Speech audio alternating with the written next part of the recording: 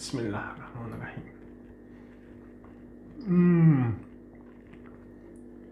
Judayam sochli.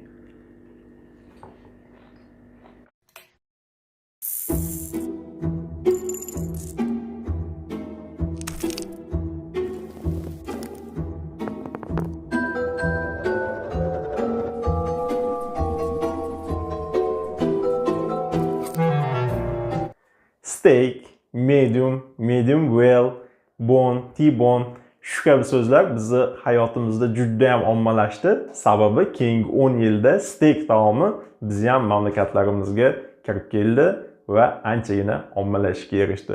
Assalomu alaykum, hurmatli YouTubedoshlar. Sezganingizdek, bugun uy sharoitida steak tayyorlaymiz. Demak, azizlar, steak taomi uchun eng asosiysi go'sht. Go'shtni tanlangan qismi va tanlangan sifatdagi go'sht bo'lishi kerak. Juda ham qimmatbaho go'shtlardan foydalaniladi steakga, asosan restoranlarda. Biz bugun mol go'shtini bonfile deb nomlanadi. O'zbekchasini biladiganlar iltimos izohlarda yozib qolinglar. Menimcha biqin bo'ladi yoki boshqa bonfile haqiqiy butun dunyoda ishlatiladigan nomi. Shu qismidan foydalanamiz. Tanlangan go'sht, mana ichi yog'lilik qismini ham guvoh bo'lishingiz mumkin.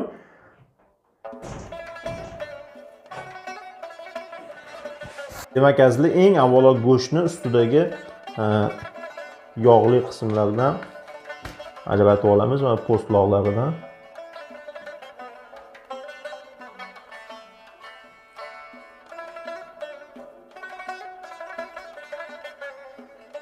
Mana endi azizlar, tayyor bo'lgan go'shtni 2,5 sm qalinlikda kesamiz. Bismillahirrohmanirrohim. Mana shunaqa yumaloq shaklda.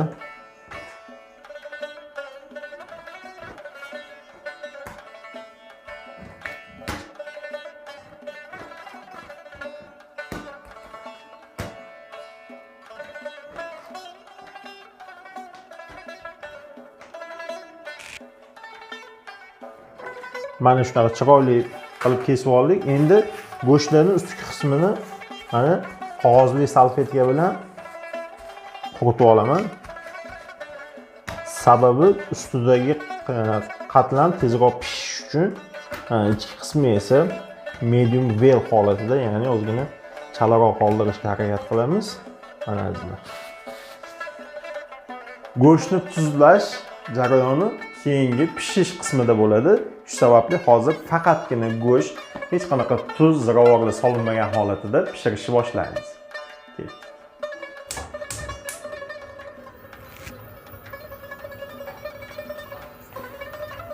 Tovani yoqib oldim. O'simlik yog'ib qo'yamiz. Juda ham oz miqdorda. Faqatgina shu go'sht yopishib qolmasligi uchun mana bir necha tomchi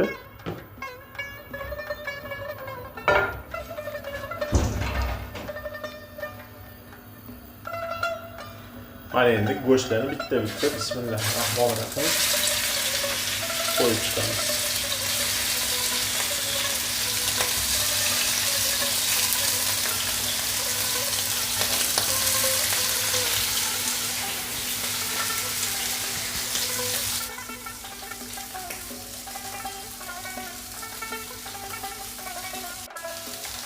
Mana azizlar, go'shtning bir tomonida qoplam hosil bo'lgandan keyin ikkinchi tomoniga o'tkazamiz.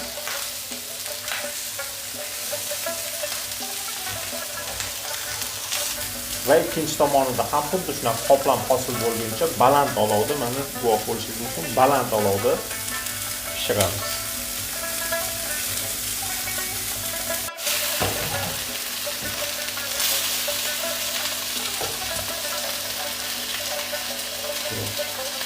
Go'shtimizni ikkala tomonida yaxshigina qoplam hosil bo'lgandan so'ng, mana azizlar, bunga qolgan mahsulotlarimizni solishni boshlaymiz va endi qo'shadigan mahsulotlarimiz chesnok 2 dona. Shunaqa ezib solsak bo'ladi, yetarli bo'ladi. Mana azizlar.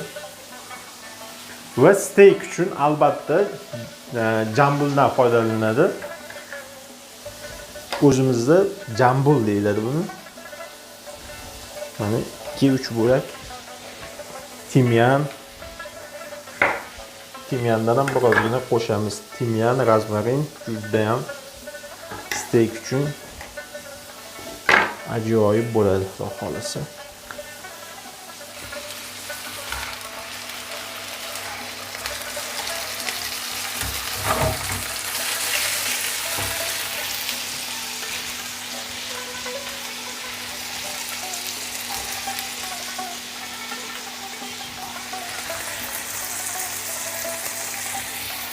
Ya va bir necha dona pomidor. Manazli juda ham xushbo'y keladi endi bundan. Va ozginagina mana slivichli masladan qo'shamiz. Bundan chiqayotgan xushbo'y hidlar endi juda ham o'zgacha. Mana guvoh bo'lishingiz mumkin. Pushti joyi bor o'rtasida.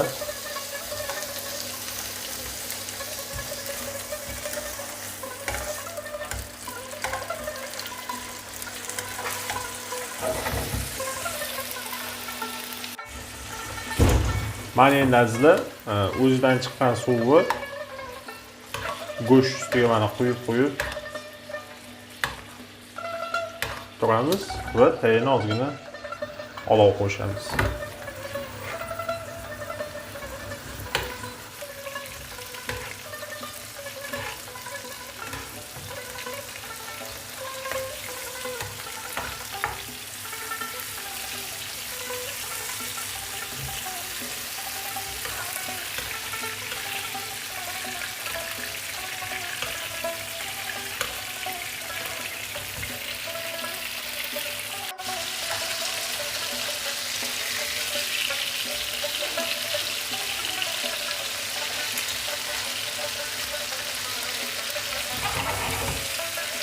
Mana endi go'shtimiz deyarli tayyor. Bir necha soniyalardan keyin olishimiz mumkin. Shu daqiqada aynan mana tuz sepib chiqamiz azizlar. Hali tuz sepilgani yo'q edi. Dengiz tuzidan foydalanamiz. Steaklar uchun ayni muddao dengiz tuzi. Va ozginagina qora murch sepamiz.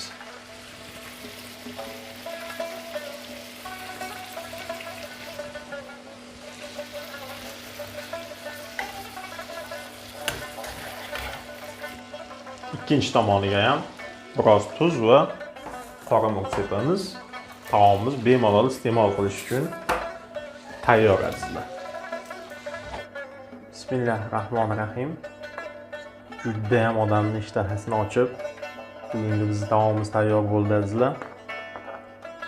Eng videomizni kulminatsion nuqtasi, ya'ni bugungi taomni hozir tatib ko'ramiz.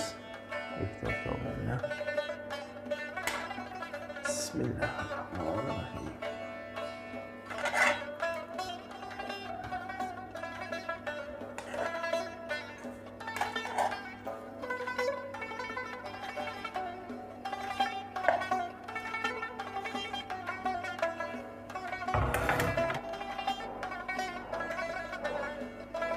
Mana endi azizlar, Bismillahirrohmanirrohim.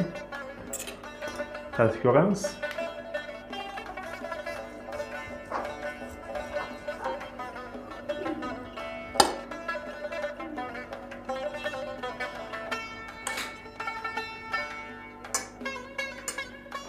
Mana guvoh bo'lishingiz mumkin azizlar, biz steaklarimiz juda ham odamning ishtahasini ochadigan bo'lib, xushbo'y hidlar bilan tayyor bo'ldi va tatib ko'ramiz. Bismillahirrohmanirrohim.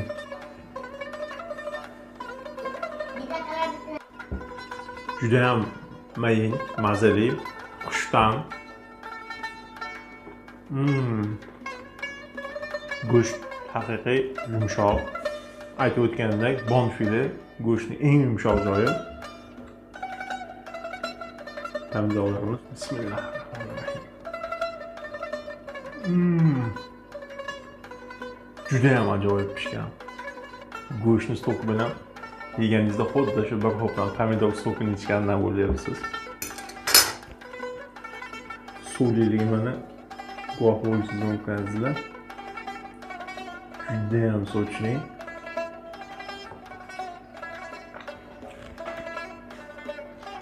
Mana azizlar, bugungi steak taomimiz ham juda ham ajoyib, mazali bo'lib chiqdi. Like tugmachasini hali bosishga ulgurmagan bo'lsangiz, albatta like tugmachasini bosib qo'ying. Izohlarda o'z fikringizni qoldiring, taomga bo'lgan munosabatingiz va bizning videomizga bo'lgan munosabatingizni qoldiring. Bu biz uchun juda ham muhim. Hurmatli bizni kuzatuvchilar, keyingi videolarimizda uchrashguncha sizlar bilan xayrlashib qolamiz. Keyingi videoda aynan qaysi taomni tayyorlanishini ko'rmoqchisiz, izohlarda qoldiring.